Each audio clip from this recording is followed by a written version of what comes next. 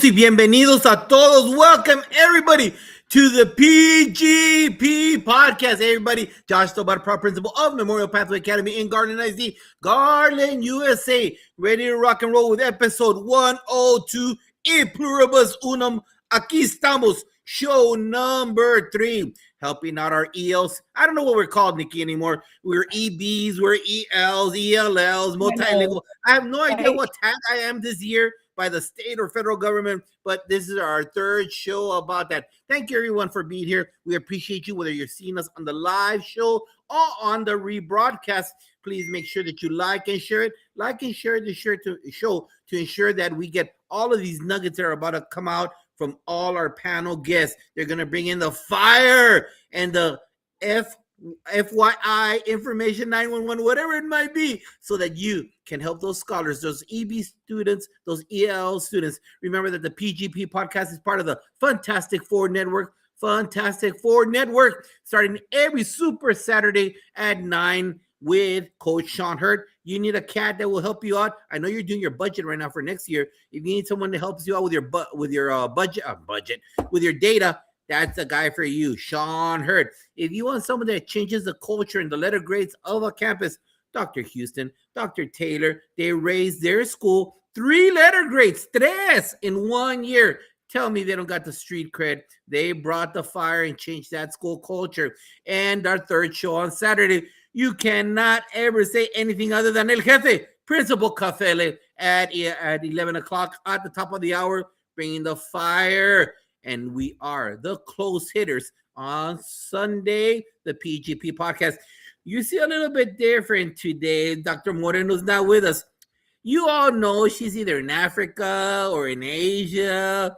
Right now, she is somewhere in Peru. I don't know. She's in some mountain. She can't breathe. She has an oxygen mask. I don't know what she's doing. But we wish you the best. Safe travels coming back. And remember that if you want to be on the show, we need your help. We need your support. We need your experience, whether if you are in Maine or you're in Florida, if you're in Alaska or you're in Hawaii or anywhere in the 48, we're all going through the same thing. Right now, we're all testing. We're all doing teacher evaluations. We're all creating next year's plan already. We're already creating the budget for next year. We're already starting to look at those lists of who will come back, who will not come back, and we're always making sure that we fight with HR. Don't take away that vacancy, baby. I need those slots right there. You know what I'm talking about. You know what I'm talking about. But you know what? That's not the show today. The show is not personnel. The show is EB students.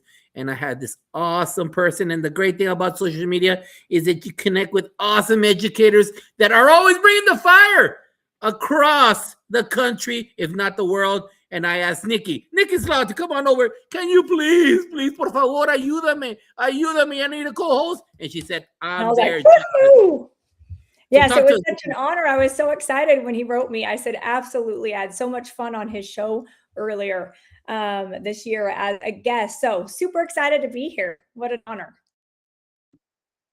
Tell the audience a little bit about yourself. Okay, I've been in education 24 years. I've tried so many different roles. I've had the honor to be an elementary teacher, instructional coach. I've also been a leader of a junior high, and I'm currently a leader of a high school. And I'm getting ready to try something new and redesign the secondary experience and open a new school, 7 through 12.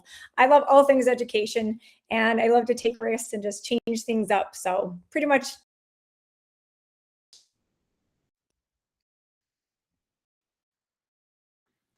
Oh no, the vibes. You're getting cut off a little bit. Still? Go ahead and log back off. The show will continue. Just come back in right now. Log off, log back in, and that way you can tell the audience. You can tell the audience about your book. All right. Okay. Log off and log back in. So my Chinchilagua moment. Chinchilagua, Paula, you know what Chinchilagua is. You're here from Texas. Hey, I don't know about Megan. I don't know if she knows about Chinchilagua. I don't know about Letty up there in Chicago. Chinchilagua is a Mexican game that we play during the fiestas. And you line up the wall of all your family members. And while you're waiting for the tamales to be made, while you're waiting for the pozole and the menudo, you go outside and you play the Chinchilagua game. And what do? You say, Chinchilagua y arriba, boy, and you run and you jump on top of your grandma, and then you run and you jump on top of your cousin, and then you run, and it becomes a human pyramid. And people keep on coming. Your family members keep on going until it all comes crashing down. It's all fun and games until it comes crashing down. Well, today my chinchilagua moment is this. Last week I talked about making sure that we take care of our substitutes, making sure that the substitutes, you leave them prepared with plans. We know, educators, yes or no, it's hard to find a good substitute. You know that. It's not even after COVID. Right now, it's hard to find a substitute. But leave them prepared. Give them emergency numbers. Let them know who the wise teacher in the hallway is. If you're going to have a fire drill, make sure you tell that substitute. If you have a rule about the bathroom, about the campus, not going to the bathroom a certain number, tell them everything. That was last week's idea. Now, this week's idea is this. Hey, substitute, time for me to talk to you. Take it from a guy that did substituting for a year and a half. If the teacher leaves you a plan, follow it. Let me repeat that again. Hey, substitute. If the teacher leaves you a plan, follow it. Divide it up by class periods. If he or she told you, do this worksheet or do this journal, and it's first period, put it in a clip, and then write down a quick note of how first period did. Don't be scrolling, a substitute. Don't be scrolling on your cell phone. And don't be staying stagnant in one place. That's where the discipline issues start. Number three, no, that was that's two. Number three, a substitute, walk around the classroom. Don't leave the class unattended, because it's been my experience, again, 33 years in this game, 33 years, baby. You cannot leave the classroom to go to the bathroom, or you cannot just sit behind the desk letting the kids do whatever they wanted to. Because a lot of team members, when they come back, they expected that you followed their plans because they're ready to fill in those grades. Probably it's an assignment that they needed. And if you don't follow their plans, then it becomes more of a problem for them. Now they're behind a day and a half of what they have to fix with you, and then preparing for that day's lesson. So substitute, we love you. We care about you, but it's not a collect paycheck day. It's not. And you know what? If administration does ask you, hey, we're short on subs, it's a Friday, all the track coaches are out, and we need you to cover 2 classes during the air quotes conference, please do it. Don't get uppity, don't get upset. We need your help. We need you to be a substitute teacher for that moment. We'll take care of you. We'll make sure that you eat your lunch. But in the end, we need your help. We need your assistance and support, because you know what? That goes both ways. Now that we got Nikki back, hey, Nikki, I know that you wrote a book. Tell the audience a little bit about your book. Yeah, I was fortunate enough to be a co-author with Eric Scheninger. We wrote a book on personalized, meeting the needs of all learners. It is, think about your students. When I was a first grade student, I had some students coming in that would recognize letter and sounds, and others that were ready to read a chapter book.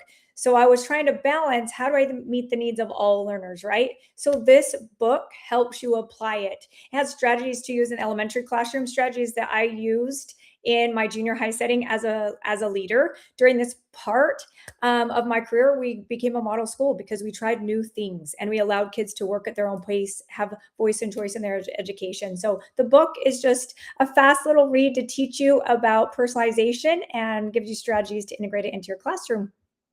Where do I buy the book? Amazon. Love it. And we'll get that information out at the end of the show. But without further ado, let's bring in this awesome panel of years served in the classroom and the building with the fire, el fuego, señoritas. Todas aquí, bienvenidas. Welcome to the PGP podcast. And Nikki, every time I say stick, I'm handing it over to you. I'm sorry. I didn't coach you on that one right there, but we're doing it live. We're going live, baby. We're doing it right now. So Nikki, you got it. You got the show. Stick.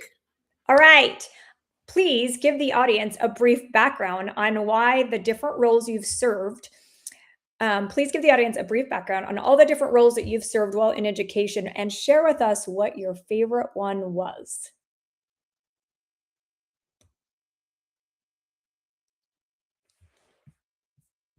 Megan. I was going to say, are we just jumping in, or are we getting is there roll call? What's happening? All right. So my name is Megan Waugh. I am now an elementary area superintendent for Washoe County School District. Prior to that, I was a classroom teacher for 10 years. I was a school administrator for 10 years. I served as the director of the English Language Development Department for our school district, and now I am area superintendent. I think my favorite role out of all of them, I mean, there's something I loved about each one, right? They're all unique. They're all different. They all have their challenges. They all have their rewards. I absolutely loved being a classroom teacher. I taught sixth grade. It was a ton of fun. And I also really loved being a building leader too.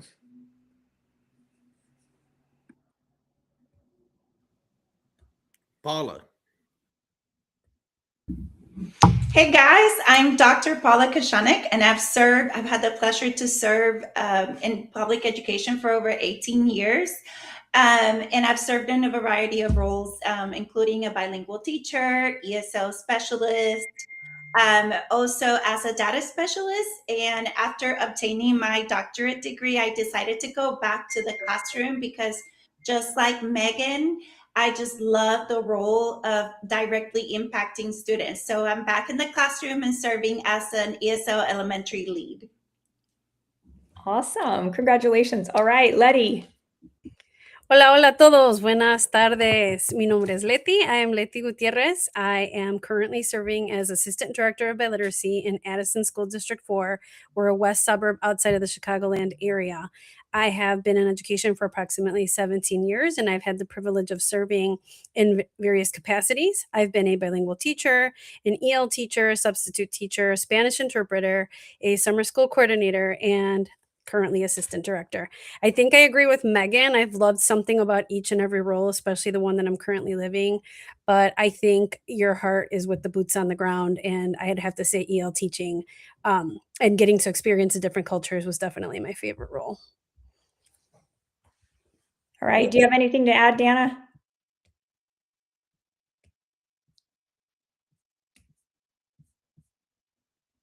A variety of different roles as well. I'm currently an MTSS coordinator at a large high school in Colorado Springs. I have previously coaching, we call LDE teachers, culturally linguistically diverse teachers. I was doing part-time teaching and part-time coaching. Really enjoyed that role where I was able to have one foot in the class, seeing the diverse needs of the students, but also seeing how those students interacted in their content area classes and helping teachers with strategies that they could use across the curricula to help their EL.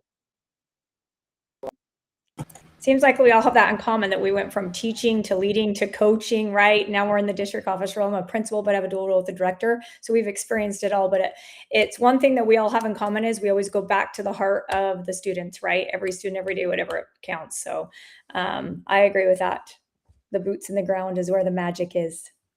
Love it, love it, love it.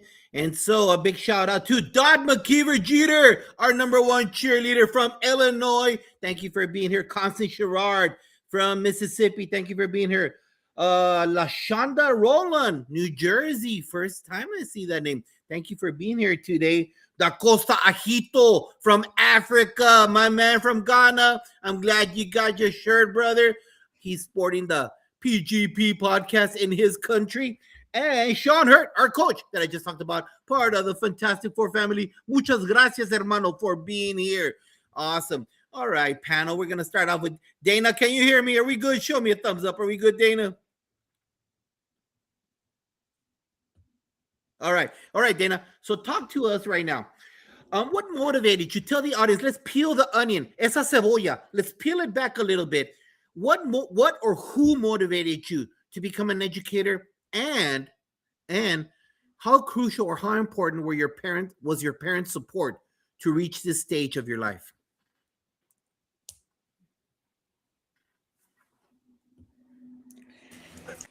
Educator based on some work I did with my bachelor's studying languages. So I was living in Norway, I was studying French and German, and I guided tourists around the city I lived in, and wasn't really thinking education, but I got so used to being in group tourist and the cities that I guided tourists in, and the sites. Interest in wanting to become an educator. I think my parents' influence in just the piece was a few languages. One of them German, I speak as well. And a bug from when he was young, so that set that influence in me. And then after I did my degree, I came to the U.S. Not only work in world language, use some of my expertise in working with the I saw all that kind of learning a different language, so I had that experience. So kind of helped me field as well. Thank you, Dana. Appreciate that. Hey, Coach Kurt, we're not going to be talking about Mr. or Mrs. Potato Plant today. I'm glad that you're here, part of the conversation. Letty, talk to us. All right. So I was a career changer. So here in Illinois, they have an alternative certification. I studied PR, public relations, in my undergrad, and I couldn't find a job. So I became a para, and I really enjoyed being with the students. I had never seen myself as a teacher. And ironically, I started being a para in a school district where I attended as a student. And my third grade teacher was a principal there. So he was the one that encouraged me and saw something in me that I didn't see in myself. And the rest is history. I pursued my career in education thanks to his guidance. His name is Mr. Knox. Awesome. ¿Y tus papás? Mis papás, you know, my parents were always supportive. They just wanted me to have a career and to be happy. So, and to do good in college. So they weren't like heart set on anything. They're just like, haz algo bueno, mija. There you go. There you go. Megan, talk to us. Well, I'm actually a fifth generation educator. So it's hereditary, it's genetic. What can I say? Both my parents were teachers. My dad was a school administrator as well. So I fought it. I always thought I wasn't going to be a teacher because, you know, we didn't exactly have a lot of money growing up when both your parents are teachers. But no, I just gravitated towards it when I left home and came to college. It just kind of was like truly, I think, a genetic calling. It really, really was. So, yeah. So, but as far as EL is concerned, I think I developed my passion for EL education when I started teaching sixth grade at a school here in Reno that has a very high EL population. I was at another school for a time, and then I transferred over to this school, and it really kind of grabbed me, the way students had to begin learning. And I was fascinated by my bilingual students. And I thought, you know, what a gift, but also really hard, right? It was very hard. And so I learned a lot through there. My mother was also bilingual, and her first teaching job was Spanish high school. So it's been a part of my life. I've been exposed to it, but I would say that time when I became that teacher at that school was what it really grabbed me. Beautiful. Thank you for sharing that. Appreciate it. Dr. C, platícanos. Yes, so mine is very similar to Letty's and Megan's. I'm a daughter of a teacher that later became an area superintendent. So I understood, I was very inspired by her, but I also understood the big sacrifices that educators have to make to be able to do the job well, right? So I, like Letty, I kind of steer away for it for a little bit, but found my way back. And I truly attribute it to educators that really formed me during my high school years. They truly were for me and cheered me on and inspired me. And when I came to live in Texas after being born and raised in Puerto Rico, I truly saw the need for our emergent bilingual students to experience equitable instruction and good quality instruction, right? So I pursued the alternative certification route, and I feel like I've been in school ever since, just getting myself better and honing in what we do in the classroom. Thank you for sharing, everybody. Hey, what did I say, Nikki? We got the fire here and the street do. cred. We got We it going on. do. Nikki, you got it. All right. So the hot topic today, I want you to think about what are some challenges that our English language learners face in today's classroom. So let's go straight to the hot topic and share those challenges we all have. And let's start with Megan. Oh my goodness, so many challenges. I think one of them is really just being able to continue with their language, their cultural native language, while also learning the English language. And we have to have them learn at this academic level in order for them to be identified as progressing forward. And that's a real struggle. And I would see, my students literally trying to translanguage in their brain when they were trying to learn the academics of one language, but also learn the academics of their own language too. I think that was a really big struggle also. So just, constantly being exposed and having to work their brains so that they can learn and absorb in two different languages, I think is not only an amazing thing to do, but also extremely challenging, because regardless, we have to teach them at their grade level. We have standards that we have to meet. And of course, we have to assess everybody, right? So those are the struggles that I think I see a lot. But I love how you still respect their original language for their family too, right? So I think that's so important. Okay, Absolutely. Letty, what challenge do you feel is a hot topic today we could talk about? I think Megan hit the nail on the head. I feel that there's this high stakes, increasing demands, lots of testing, and that pressure to perform while simultaneously learning to navigate the world of education here in our country. Their parents might not come from the same background and the same system. So definitely finding ways to make school accessible for them and supporting them and their families in this journey so that they can be successful. Wonderful. All right, Dr. C. Our students face a multitude of challenges, and like Letty and Megan mentioned, but I think one of the things that I really advocate strongly for is the ay bendito syndrome, of like, oh, ay pobrecito, they can't do it, and I need to remind even myself and other educators that they are more than capable. They might not be able to do it in English yet, but they are capable to learn and to expand. And it's our duty as educators to provide the scaffolds and structures that our students need in order for them to be successful.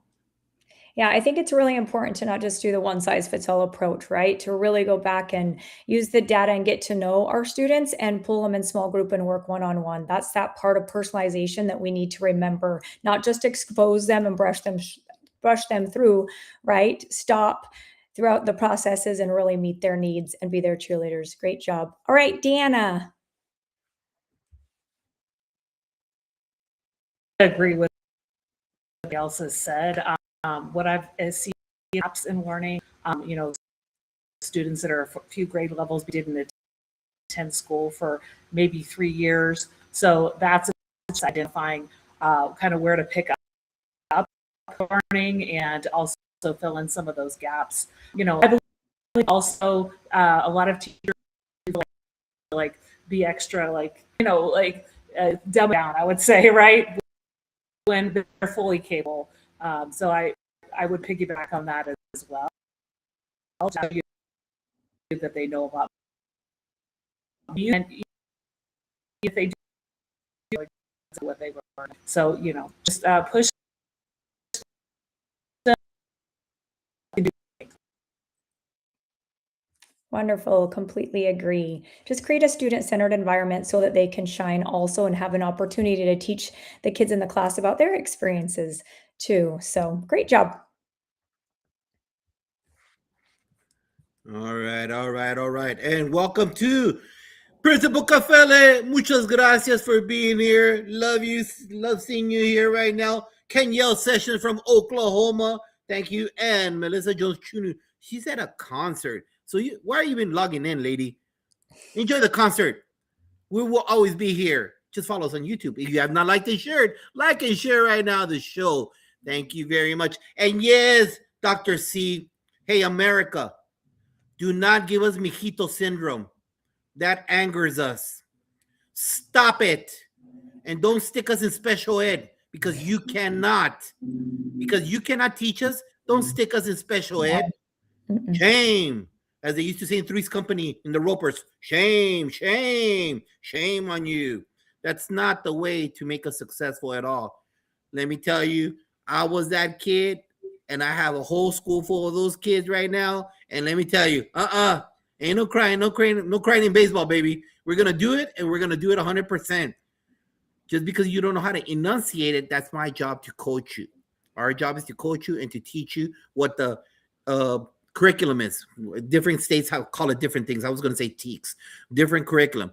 But it's our job to make sure we get you there, meet you where you're at, and get you to where you're supposed to be.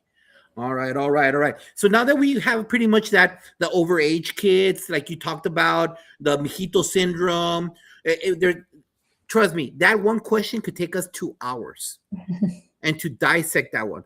And we're not going to spend here because everyone has a family, everyone has to do things on Sunday, but we're going to do, this is the third show of this. So you could go back to the other shows to review the other content that we covered.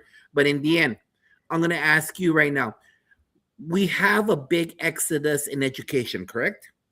And we have people leaving left and right, hundreds upon hundreds upon hundreds of educators across the country. So right now, we have we're taking in alt-certs, more alt-certs than the traditional pathway. So they're going to need a kind of a air quotes tool because, hey, you know what? I just became certified through my regional service center. And I go in there and I've got a kid from Tanzania. I've got a kid from Vietnam. I've got scholars from the United States. And then I got a kid from Mexico. What am I going to do to make sure that I do my best, serve them the best that I can? So what tool can you offer, Dana? What tool can you offer this brand new teacher to connect with his or her kids? Again, that question that I just asked is another 3-hour session. Trust me, it's a full day session, really, on the causes and how to find solutions to it. But right now, Dana, I know the whole panel, the street cred left and right. What tool can you offer this brand new educator that's alt-cert that just got hired?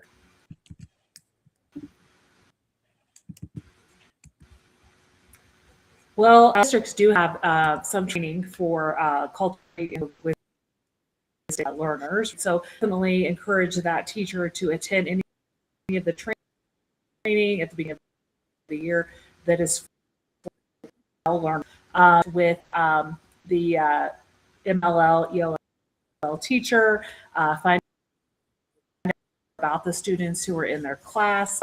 Also, a long way into looking you find in the Infinite Campus or whatever the student information system is that you use, into like they enrolled in the school where they came, how many years they've been in the U.S., information that you might not have found out from the teacher.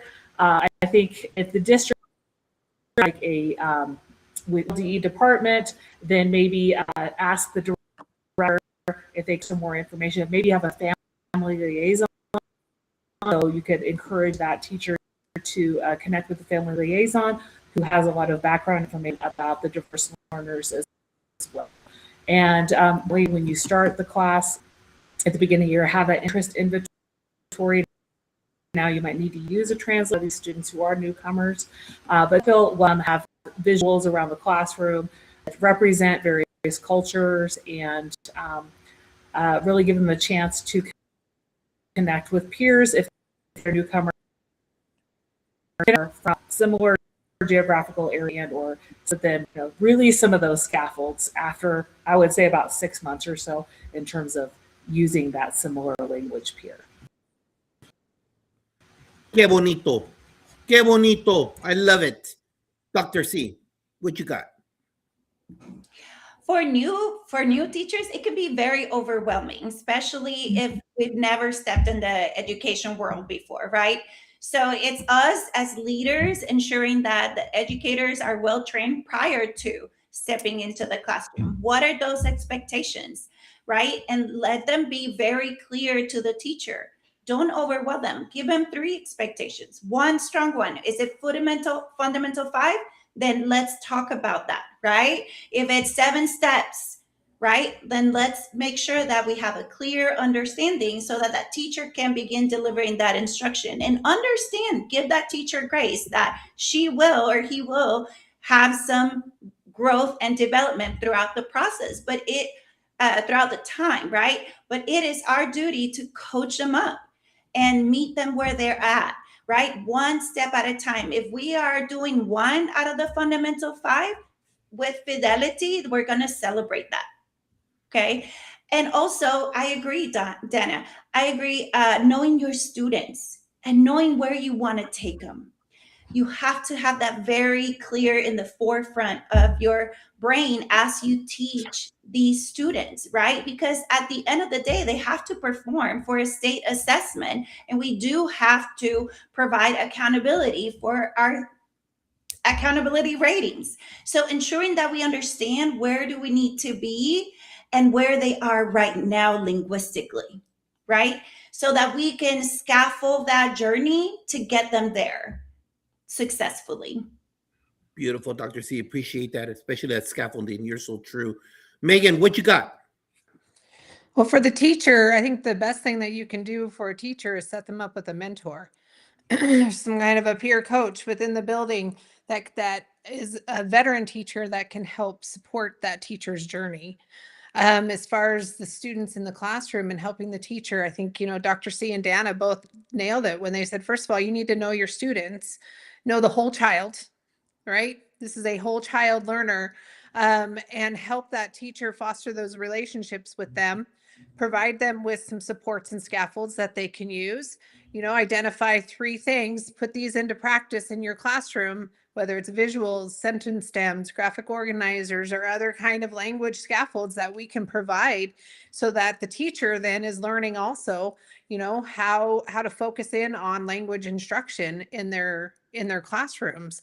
And then I think as far as, working with the students, I always say, partner that student up with the chattiest kids in your class, right? So put them with your talkers, because the more we immerse them in the language and speaking, and the faster they pick it up. So, but that's, I think how we need to approach it. We need to support the teacher. We need to support the learner.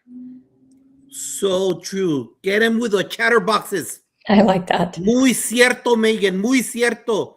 Let him hear that talk. I love it. I love it. Leti, platícanos.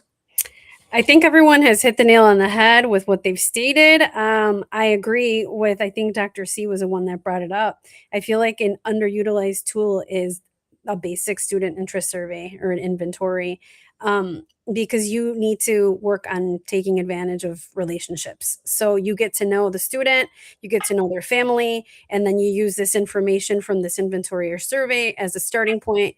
You create a learning profile of the student, as well as, some background information. I also heard somebody mention a family liaison, if you're fortunate to have one of those.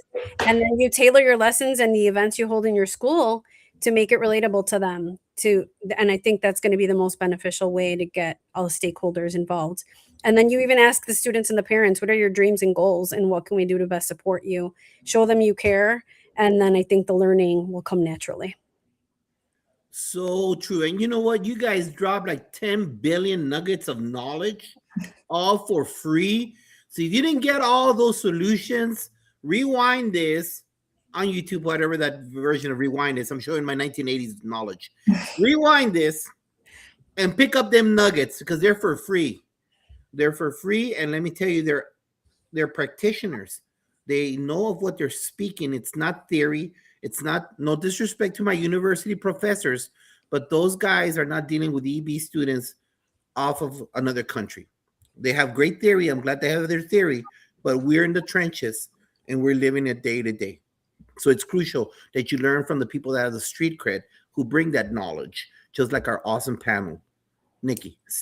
Yeah, a couple of things that I want to add. A simple thing, helping my new teachers create a daily schedule has been key. They're always kind of confused when to do whole group, when to have a small group, and how to fit it in. So when you have that new teacher, just help them build their literacy blocks so they can fit it in and understand that they can do both. They can expose them to the grade level curriculum as well as have time to pull a small group, and then also get them a sub so that they can actually go watch your master teachers in your building, because I think it's really important to show your students that teachers support each other, but also they can learn so much from their peers actually in action. All right now to our cool audience, I've seen so many people join. This is so fascinating. I want to remind you to like and share the show, please. So audience members, take time to like and share the show. And my panel, the next question is, how has technology impacted the way English is taught and learned? And what tools and resources have you found most effective? Let's start with Dana. Well, I would say technology has impacted both in positive and negative. I feel like, they've been in education since early 2000s, since probably 2016 or so, there's been a lot more use of Google Translate. This can go both ways for a world language, English speakers learning a world language for the translating. But that can last too long. I see a lot of kids who have been in the country for so it's really release that scaffold. So it helps a lot. Like a student who speaks Swahili, and nobody in the building speaks Swahili, like it helps. Technology also, I see there's a lot of, my school uses IXL. So if I'm able to use in Spanish or home language, some of these diagnostic tests, right, when we do this ready for newcomers to be in, I think right now it's only in Spanish, but for students, we can get an idea of where they are in math and reading in their home language. So I think it's a lot in terms of when we are having students do projects and putting in graphics to show what they mean, or if you're just doing like vocabulary charts, showing their understanding of a word and then writing their definition. But being a language teacher, first and foremost, want them to find out what their definition is, not find it from the computer, right? So maybe going old school, using their release of technology. Yeah, we want to make sure we use technology to get us that live data to pull small groups, but not rely on it to be a babysitter. Yes, well said. All right, Letty. Share your technology wisdom. I feel like Dana was correct. Technology has both greatly positively impacted our field of education and negatively impacted as well. I feel like a positive is definitely it makes the world smaller and more accessible, right? It's easier to find visuals, to pull whatever is needed to build background knowledge for these students and make that connection and make the learning accessible for them. I also feel that having the ability to maybe take virtual field trips, things that you can't do if money's tight and time is an issue. So that's really great. I feel a con is that it takes time from you having that person to person connection. So maybe, using it, with caution and still encouraging the students to connect with their classmates as well. Yeah, I feel like it gives you that, it's a great way to get that authentic contact exposure, right? Through video and seeing the other parts of the world. So that's great. In Utah, it's a real big hot topic right now with legislature on how much technology use. I'm sure it's like that for you guys too, but we're really questioning that right now. So I love that you're sharing pros and cons. Yeah, definitely. All right, Dr. C. This one's a huge one for me because I really believe technology is a powerful tool when paired with good instruction. Mm-hmm. And I actually studied this because I was under the impression that many of us, more usage equaled more language growth. And what happened during my research, it was not true. More usage did not equal more growth.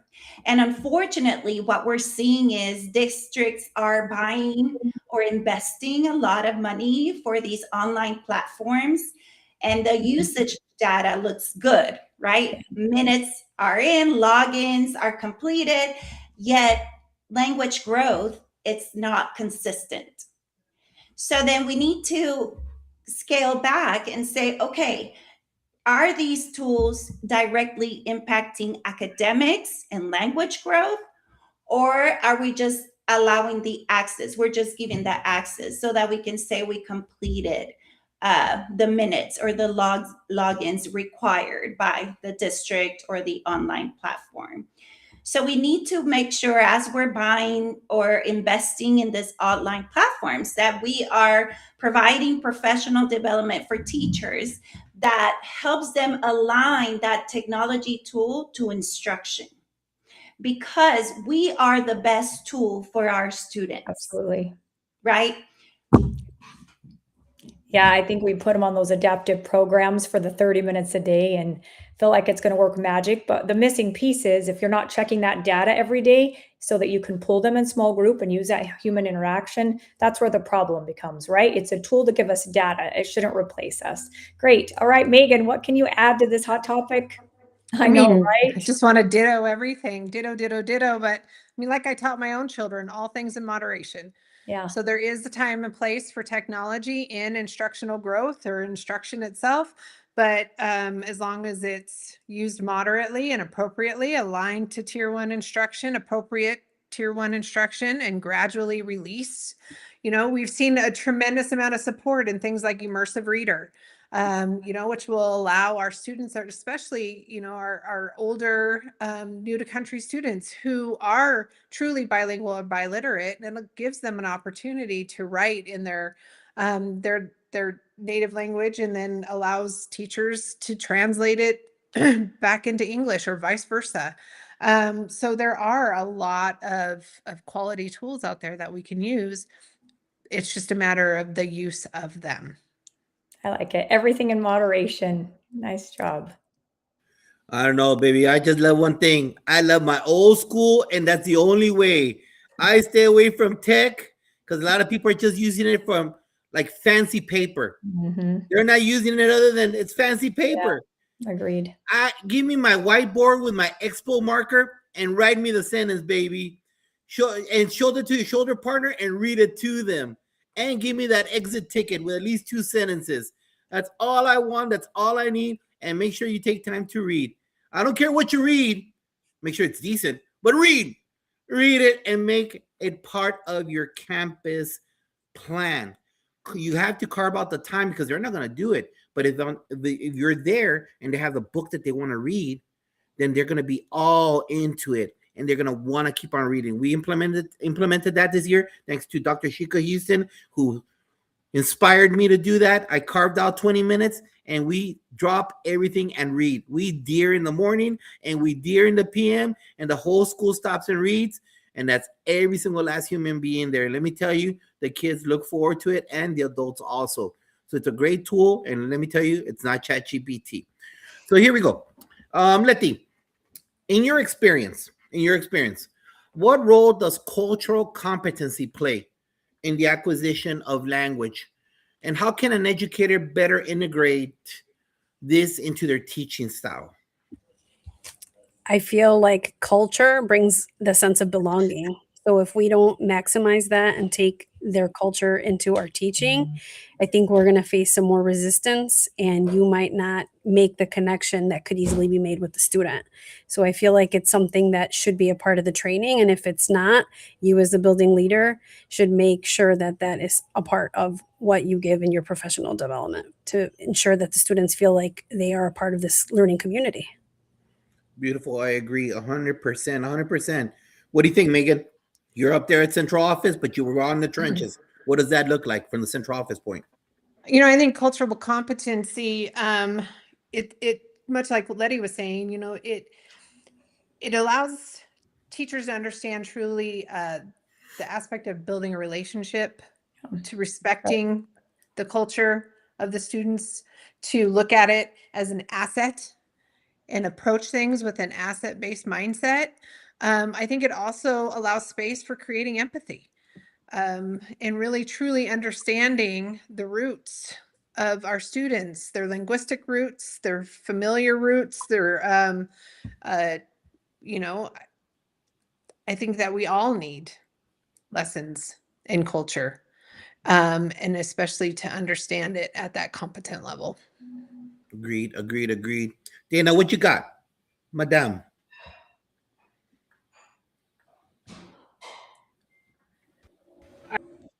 I would agree with both Letty. Teachers to really dive into cultures in their classrooms, right? Whether it's through conversations with family members, whether it's through participation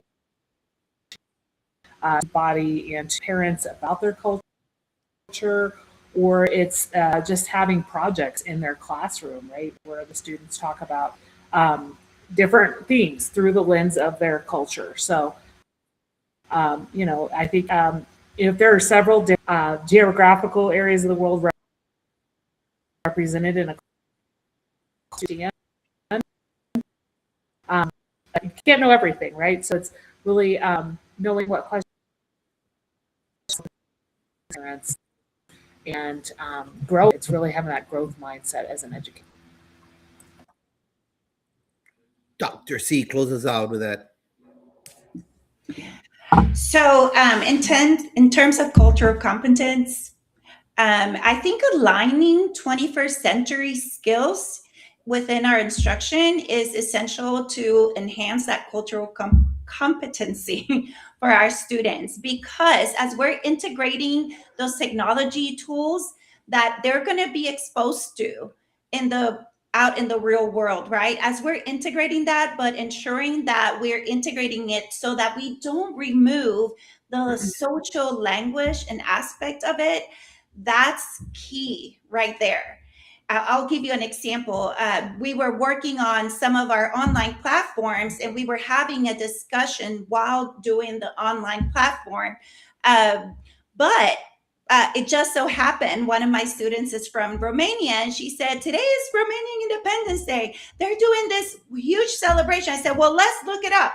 So having the capacity to stop and then Google it real quick, and then I jumped in YouTube. They were actually doing a live performance del desfile in Romania, and for her, you could tell her whole body was just so proud. Se le infló el pecho, se puso bien orgullosa, and I was just so happy for her that we are able to allow our students to include that social language with that integration of technology, right? And I know it made her whole year, if not just the day, but the whole year for her. And allowing, just doing little things like that so that we can ensure we celebrate our students. So true. El Fonz, Doc Fonz is in the house, my EdTech Live. Thank you for being here, carnal. I appreciate you joining the show and encouraging Dr. C. And in regards to the classroom, I just could tell you this. I've got 10 languages right now in our home. And let me tell you, English is my second language, as you could tell. And I do everything possible to connect. I cannot speak Dottie, and it's so hard for me to get one word. My dendrites are not connected that way. Tell me again. And I try to say it, and my kids laugh at me. And I love that they laugh at me because they're seeing that I'm trying to work with them. Oh, my God, when Pashto and Arabic Pashto and Persian, they're similar. And they try to tell me the same word. And I'm like, hold on. What does that mean? I spend that time just to learn the word apple in Vietnamese, tao. It was so hard. It just wouldn't get in there. It just wouldn't get in my head. But you see, all my scholars saw me going down the line at lunchtime, try to pick something up. And that created that environment that you need to project into your classroom. I can't guarantee you're not going to memorize it because you have no foundation.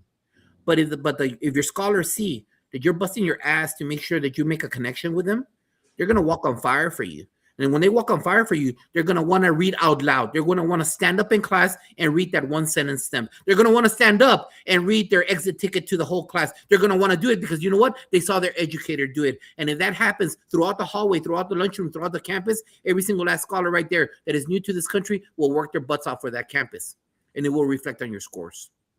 Nikki, go. Yeah, we need to build trust and reduce those stereotypes. Well said. Your kiddos are so lucky to have you. I love your passion.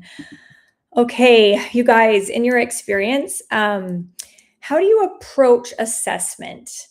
So we talked about how it's really important, right, to assess our students and use that data. So how do you approach assessment for your English learners? And how do you ensure that it accurately reflects their language skills and content knowledge? I know that's like a deep question. Okay, Megan, we'll start with you. So how do you approach assessment with your EL learners and ensure that it accurately reflects their language and skills and content knowledge?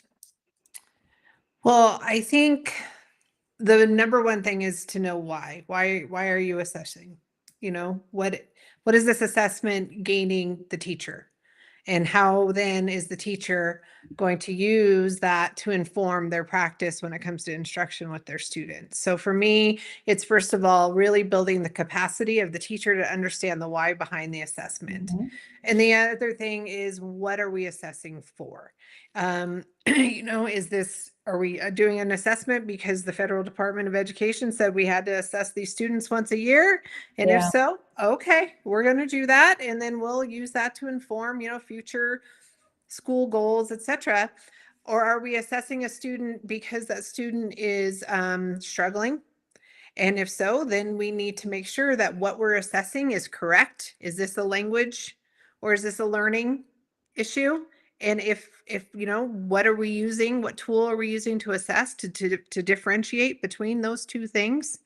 And then above all, what are we going to do then with the assessment data? What do we use that for? And how do we make sure that we use that to inform our practice as practitioners to then make even more meaningful tier 1 connections and instruction for our students? Very well said.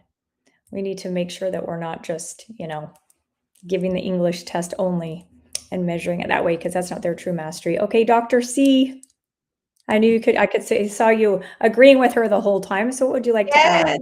Yes, I agree 100% with Megan, but I also want to be very transparent. You know, we are preparing our kids to show growth in TELPAS or whichever assessment is for yours according to your state, right?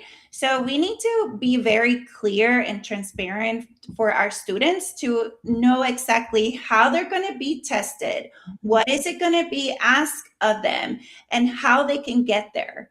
And we cannot wait to do an assessment once a year and then make instructional decisions moving forward. So we can definitely use digital tools and technology and that anecdotal assessments to inform our instructional decisions. And I'm going to be very transparent here. Some of my data for middle of the year was fantastic for speaking and writing. And I will say, because I really focus on those language domains the first semester, because historically we know that those domains perform lower, right? And this is not just Texas, by the way. It's actually nationwide, come to find out. And so I really focus on those domains. And I said this to my students. These are the domains that we're going to focus on because this is where we tend to struggle the most to show that we know English, right? And so I had to kind of pivot a little bit, continue the work there, but also go back and reassess myself as a teacher to make sure that I am including the reading component for it, right? So for the rest of the year, we've been working not only on our speaking and writing, but how do we kind of integrate the reading within that instruction as well. And so far, so good. I'll keep you guys updated later on. But really honing in that assessment, making sure our students are clear on what they're being assessed and what they're being asked to do in that assessment, ongoing assessments, right? And also using it to inform my instruction as a teacher. Wonderful. I like how you really took time to like lay out your curriculum map, and you took the challenge to attempt the harder standards or domains first. And I think it's really important because then you'll continue to spiral review it throughout the entire year. Nice job. All right, Letty, share your wisdom with us, please. I think my best advice would be we need to tighten up our craft as educators. So as we're going through and teaching our tier 1 instruction, we should make best use of time and interweave and prepare the students with good test taking strategies as well. This in turn will help them build confidence. It will create a classroom environment where they can take chances and they feel safe, and they can get that bravery that they need to conquer this test, because our positivity has to trickle down to them and our support. And the test is going to show us what they know, and it's going to guide us to support whatever else we can do to help them continue to achieve. And in the end, celebrate their growth, just like Dr. C said, because if you cannot value the time and the effort being put in, the students aren't going to see the benefit in it, right? Like they're going to shut down on us. So definitely taking the time to celebrate growth, even if it's minimal, because growth is growth. I love that you talked about the confidence in the students and preparing them for the test. Too many times we don't prepare them for that test, and so now the data isn't accurate. We don't know if it was the mechanics of the test that they didn't understand or the actual academic knowledge. So very well said. All right, Dana, you've been patiently waiting. What would you like to add to this convo?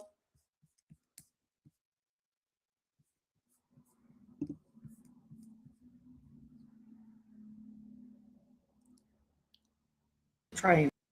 There we go. I agree with everybody, but I think if we're looking at the bigger picture, domains that typically scored lower in, we definitely want to prepare them for next year. And then if we're talking with students who maybe first time, really explaining the purpose of the test, if it is a standardized test, or if it is maybe you're just on other type of diagnostic, right?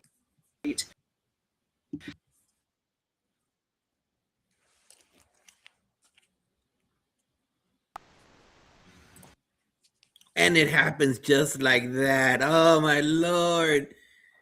We have never been able to resolve that Wi-Fi thing right there. It's universal. Dana, log off and log back on so you can finish your answer. Thank you, panel, real quick. And it's that time. Go ahead, Dana. We good? Drat that Wi-Fi. Wi-Fi. How dare you, Wi-Fi? All right, it's that time to help you out. We're towards the end of the show right now with this awesome knowledge. But you know what? Sometimes you're saying, what is going to be my summer read? I promote the same books over and over because I think they're valuable. Superintendent Glenn Robbins from New Jersey. Calm in the Chaos with Danny Bauer. Past guests, both of them here. Great for those of you that are leading right now through assessment, through evaluations, through that mom that is totally talking beautiful things about you on Facebook. Right there. You need the Stoics. You need the Stoics book. It's a great book for you to read. And it's the type of book that we as educators love. Look at that. Right there, baby. And right there. You got to get it done. And also, I Won't Back Down by Glenn Robbins. Another great book. It talks about the dark side of education. You know how sometimes careers are put on hold by people above you or below you, that they put blocks? You'll never be a principal. Well, it talks about that. He connects education and barriers that are put in front of educators to rock stars. They told Jimi Hendrix he would never do anything. Tom Petty, he would never do anything. There you go. Don't believe the hype.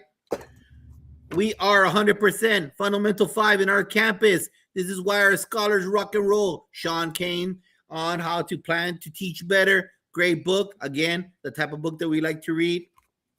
And 2 books by yours truly that helped put a little story in each one of them. Grow Your Why and More Than Just Principles. All these stories, 15 stories, 23 stories in these books right there. If you need to be by the pool with your Mai Tai in a couple of weeks, these are the kind of things from educators from across the United States. Megan, you got anything right now to push out there? Right now we're reading as a leadership team book called Think Again by Adam Grant. It's a good one. Really, it's all about challenging assumption and creating kind of a culture of rethinking things. It's really interesting. Beautiful. Letty. Sorry, guys. So I am inspired to do a little bit of professional development reading, not just for the teacher side of it. So my director, my boss, Crystal, she speaks highly of the Brene Brown books, The Dare to Lead. So I'm looking forward to tapping into that one. Dr. C. Oh, love Brene Brown. Yes, yes, yes. So right now I'm diving deep in the new Elps flip book by Seidlitz, John Seidlitz and Allison Hand, because our Elps are changing here in Texas, and I want to be the one leading the charge in my campus. So I'm just diving deeper and deeper every day with it. We're gonna be the flagship of the campuses for the district. Where the whole campus is gonna get trained and then do trainers on that. So amazing. Maybe we could combine forces there. Dana, talk to us. What you got? That book, that podcast. What you got, lady? Well, I have my own book, Out of the Trenches to Resilient Educators. I host a podcast called Out of the Trenches. But I've been reading a lot of neurodiversity, and I know there's a few new books on learners who are neurodivergent. I think tying the two so we can understand the needs of our ELs who might be on PhD and how we can best support those kids as well. Thank you for sharing your thoughts. We're almost at the close before we get into our lightning round. My question to you, Dr. C, is this. There's small communities, Kansas, Iowa, that really don't have us, you and I. We were those EL kids. We were Letty. We were those kids that learned English. We know what the struggle is. And sometimes some of these EB students end in different parts of small communities that have no people reach out to me and say, hey, how do you work with this? Because, no, I'm just throwing it out there because that's what I've been asked. We're all white and we don't know how to help this kid from El Salvador. We don't know how this kid from Africa. And so do you have, and we know, as Todd Whitaker says, it's not about programs, it's about people. We know that for a fact. Yet some communities don't have the ability or the fund or the resources that these big districts do, like mine and maybe like yours, Dallas, for sure. So is there some type of program out there that for these small communities that they could just get a baseline understanding in case you do get an influx? And then, we have a lot of our migrant students go all over the United States. Have you seen anything out there that someone in Kansas, someone in South Dakota, someone in Alaska, whatever it might be, that has a program that can help improve our EB students and, most importantly, the educators? There's a multitude of programs. I know there's Amira, ISL, Summit K-12. But the reality is that the districts that are investing in these may or may not have the funds to implement these programs correctly. So I would caution the implementation of online tools because we may go back to, and I don't know if y'all remember, where we sat the EB student in the back of the room with the record player. Okay. And we don't want our technology tools to become babysitters. Great. So if we have the funds, I would challenge those districts to invest in good professional development, even if it's for a small amount of teachers, because we are all language learners. When I went through the dissertation process, I had to learn the statistics dissertation language. That's a whole different world right there, right? So my professors gave me the guidance that I needed so that I could be successful in that.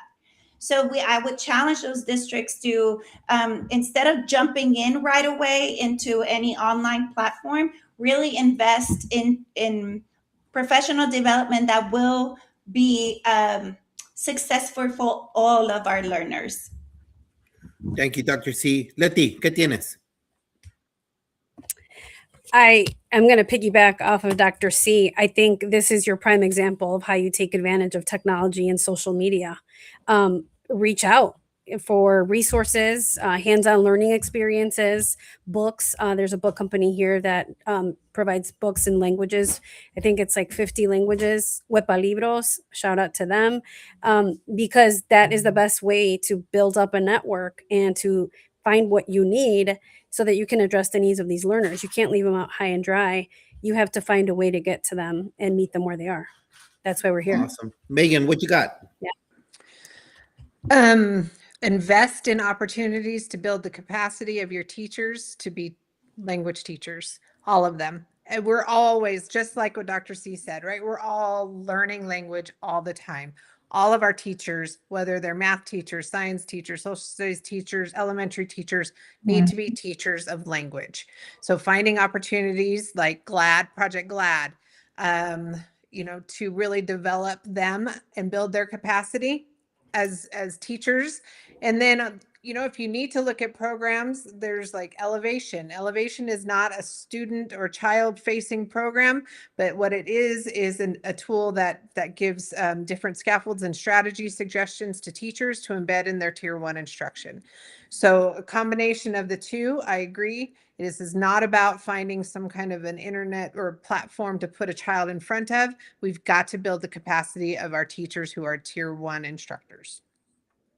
Absolutely. There's no one size fits all program. I've said that numerous times, and I can tell that you experts agree. I think we need to move away from compliance and engagement. When we get stuck into curriculum and programs, then we're just really, compliant. Did they follow directions the first time? Did they turn it in? Did they, do exactly what we ask in a teacher-centered environment? If we increase engagement with our students, then that's where the magic and the learning will happen. And back to everything you guys have all said about relationships and connections and getting to know your students and providing PD for your teachers to be architects of learning, not just passive educators. And sometimes when you throw so many programs at them, they don't get a design and create. They actually just have to be passive educators. So remembering, leaders, that it's really important to invest in the teacher, not just the program. The program's just a tool. Great job. Dana, you got anything there, Dana? I think it's looking at districts, either if you're rural, maybe looking at the state organization, or if you're in a city, if there's a neighboring district to mine put on a newcomer summit weeks ago, and people from all the surrounding districts came, and that was so it helped a lot with tier 1 instructional strategy. I'm looking for those professional development opportunities, I think, and teachers have a sub day or two to attend those in the district or something that is within the state nearby. And you know what? Just find in your county, in your region, in your state, as everyone says, a campus that focuses on that. You got to see the actual implementation of those strategies to help EB students, because the best PD happens when you see it in practice, in play. I think it was said earlier about making time to go visit each other's classrooms. Well, make it a time to find a campus that actually does that for your EB scholars, your EL scholars. A couple of years ago, Megan came down from Nevada to visit NPA where we work, and they invested in their money to come and see the actual implementation of those strategies. So it's just your imagination and what you're willing to do. But in the end, you have to see it in practice. Because I could tell you the best video of Michael Jordan on YouTube on how to shoot a free throw, but that sucks. I got to actually get the ball in my hand and actually do the free throw. You got to see it happening and taking place. And that's the only way where the magic is going to happen. Nikki. Wonderful. All right. This is a fill in the blank. So I'll give you time to kind of think. I'm going to share a sentence with you, and then you have an opportunity to share one powerful word to our amazing audience. So drum roll. The sentence is, hey educator, when supporting the ELEB scholars, I need you to blink. So think of one thing, one piece of advice. Hey, educator, when supporting our EL scholars, I need you to. I'll give you time to think. And we'll start with Dana.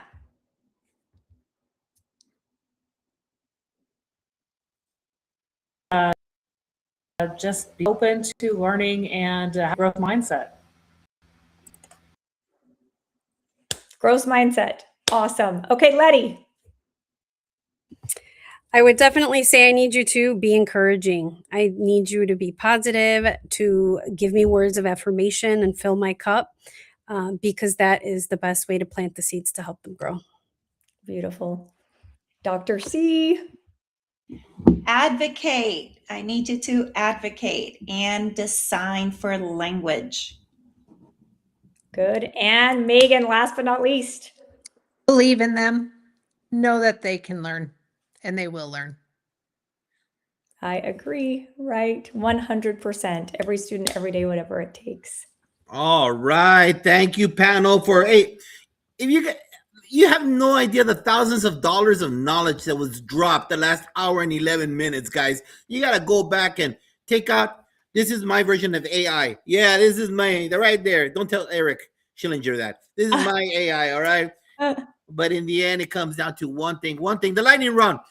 The lightning round. This is called the PGP podcast. G is for Ganas. Ganas is the only word that connects us all. We're not a monolith. Only one word. Our beans are different. Our pupusas and gorditas are different. Our pozole and mole, they're different. We're not universal, but one word. One word does tie us all together. It doesn't matter if you're Bolivia, Ecuador, Mexico, Puerto. Échele ganas, mijo. Con ganas. And that's the way I want you to answer these questions. Remember that it is a lightning round. It's a lightning round. Real quick, this is for question number 2. This is the only thing I tell the panel. The lightning round. Everything else is a surprise.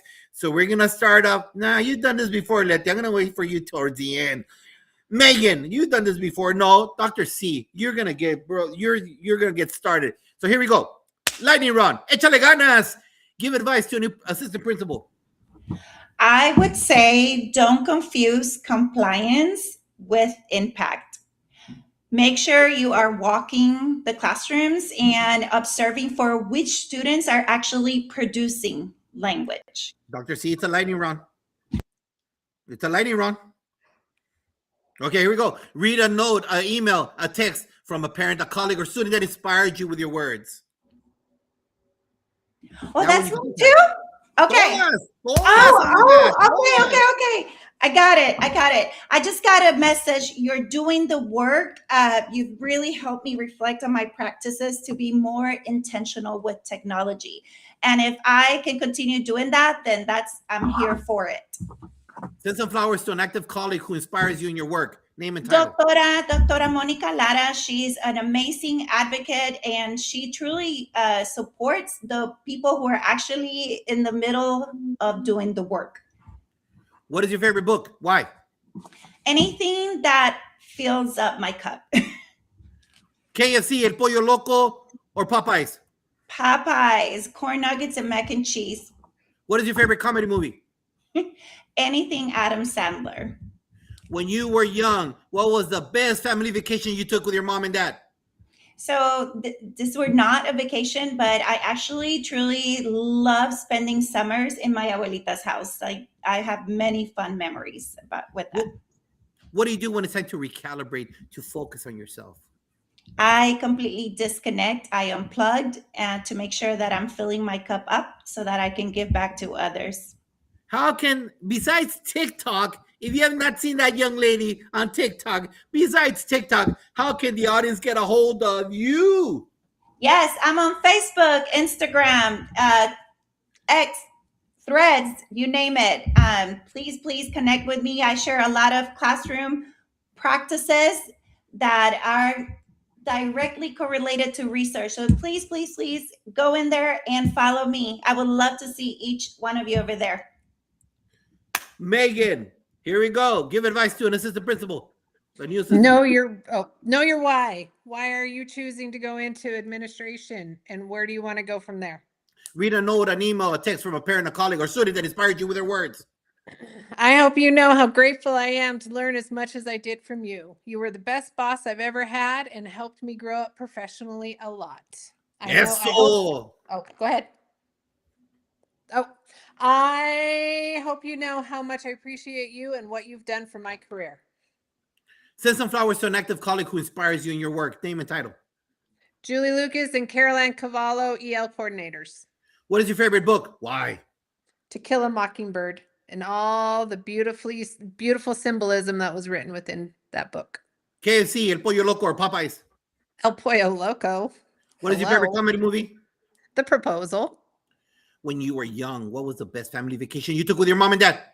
We drove all across the country from Nevada to Washington, D.C. and back. Twice. Wow. Oh.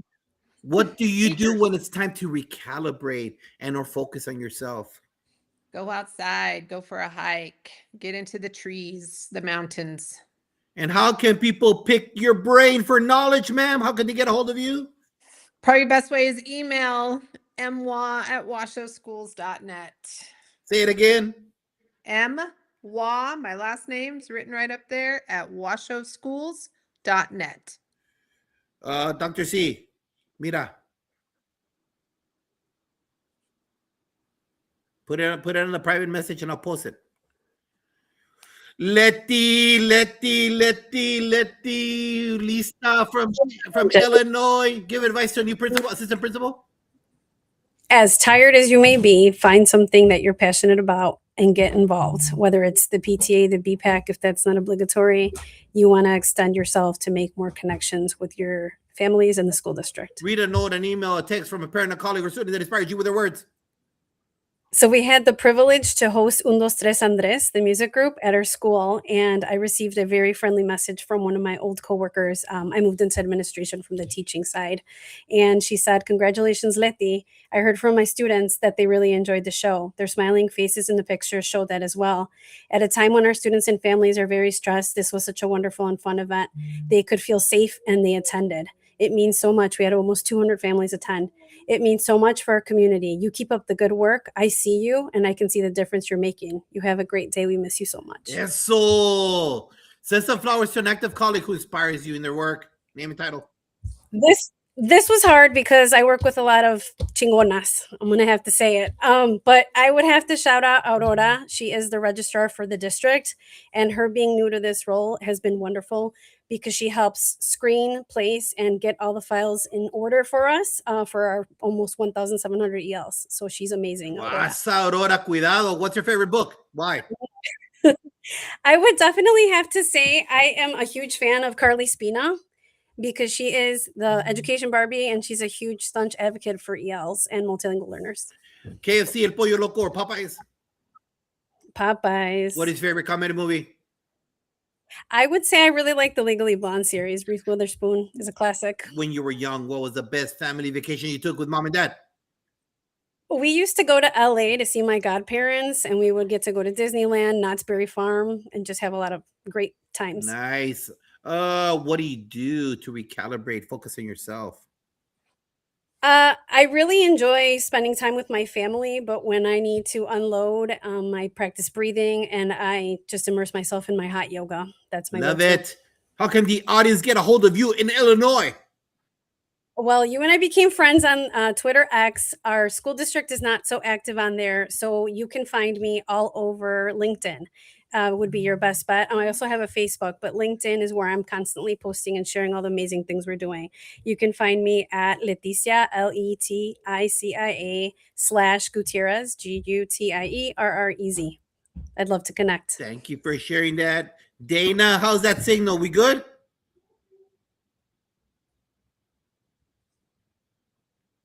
I'm kind of scared, Dana. I'm kind of scared with you. You ready?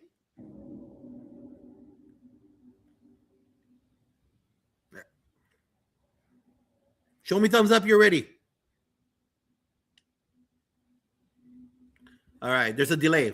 So, audience, there's a delay. Give advice to a new assistant principal.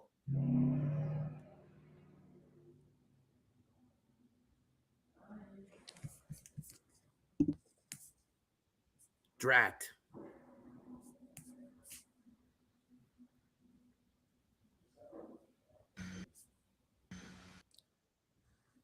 What do we got? Let's see. Right.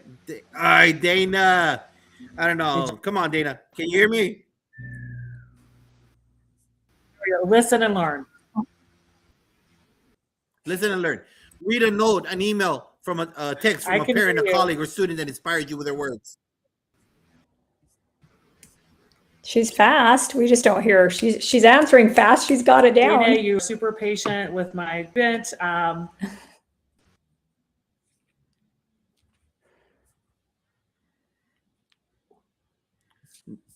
Number 2, Dana.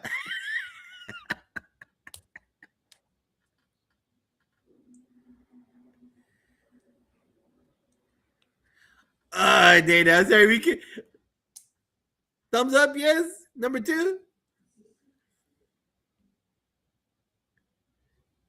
She's frozen. She's frozen, right? Is it me or she's frozen?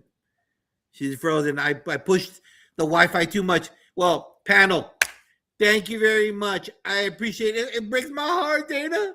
I saved you the best for last right there, Dana. It breaks my heart. But panel, thank you very much for being here. Thank you very much for being here. Appreciate you and all the knowledge. Remember, you are not alone. None of us are. And just like Letty said, this is how we connected. Hey, I connected with Fonz, with Dr. C this way. There's so much knowledge out there. And I can let you know one thing. 97% of educators will reach out to you. Avoid the 3%.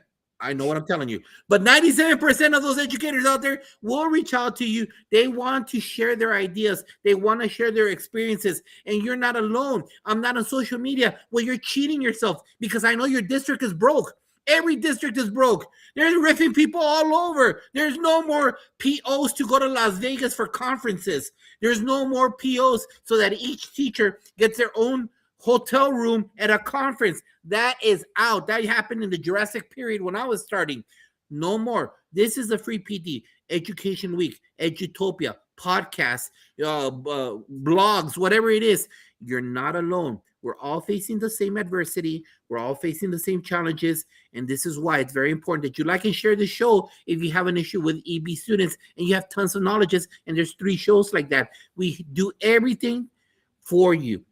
Just come and join us. Join all the other podcasts. Dana has a great show. She has hundreds and hundreds of podcasts. You're not alone. You choose to be alone, but don't. Reach out to us. We're here for you. You have authors here. You have national speakers here. You've got it all over. And I'd like to say thank you. Join us next week for the Assistant Principals Roundtable, but they're the authors of the brand new book. It's not more than just principals. It's more than assistant principals. They help co-author the next book. So join us next week with David Stack, Christy Yankee, Stephanie Wheeler, and Shauna Quinville. Thank you for being here. Panel, say goodbye to everybody. Nikki, muchas gracias. Muchas gracias por estar aquí. Yes, no problem. Love getting to know all of you. I'm so excited. I just followed you all.